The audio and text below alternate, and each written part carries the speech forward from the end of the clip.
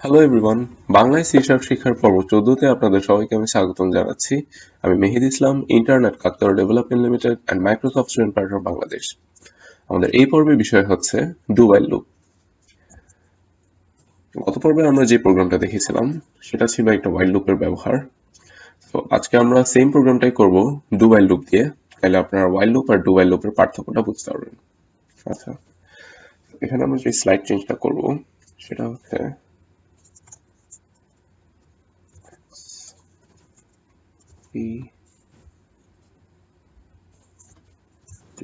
এখন রান করে দেখি। সাপোজ 20। আচ্ছা, আমাদের রেজাল্টও শো করতেছে, কোনো এরর শো করতেছে না। এখন আমরা দেখব while আর do while এর মধ্যে পার্থক্যটা কি। তো while loop R do while loop এর মধ্যে মূল যে পার্থক্য সেটা হচ্ছে while loop এ আমরা ফার্স্ট এই কন্ডিশনটা চেক করে নিতাম।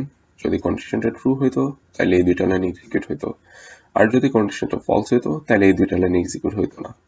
তো এখানে যে কাজটা হবে সেটা হচ্ছে আমি যে ভেরিয়েবলটা এখানে ইনিশিয়ালাইজ করেছিলাম স্টার্ট ইকুয়ালস টু 0, এখানে স্টার্টের ভ্যালুটা একবার অ্যাটলিস্ট প্রিন্ট হবে। তো এই কোডে কন্ডিশন ট্রু হোক অথবা ফলস হোক, একবার অ্যাটলিস্ট জিরোটা প্রিন্ট হবে। তো আমরা এখন প্রোগ্রামটা একটু রান করে দেখি। সাপোজ 10। ওকে, তো 0 থেকে 10 এর যতগুলো ইভেন ভ্যালু এগুলো প্রিন্ট হচ্ছে। আমরা আরেকবার রান করে দেখি। এখানে আমরা -1 ইনপুট দিব। তো এখানে আমাদের একটা জিনিস আপনারা দেখতে পারবেন, আমি যেটা বলেছিলাম 0 কিন্তু একবার প্রিন্ট হচ্ছে, যদিও কন্ডিশনটা ফলস। এখানে যে কাজটা হচ্ছে ফার্স্টে 0 একবার প্রিন্ট হচ্ছে, এরপর কন্ডিশনটা চেক করতেছে 0 less than or equals to -1, কন্ডিশনটা ফলস। এখানে প্রোগ্রামটা টার্মিনেট করতেছে।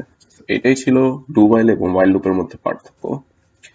আজকে আমাদের টাস্ক এতটুকু পর্যন্তই। সবাই ভালো থাকবেন, সুস্থ থাকবেন। আল্লাহ হাফেজ।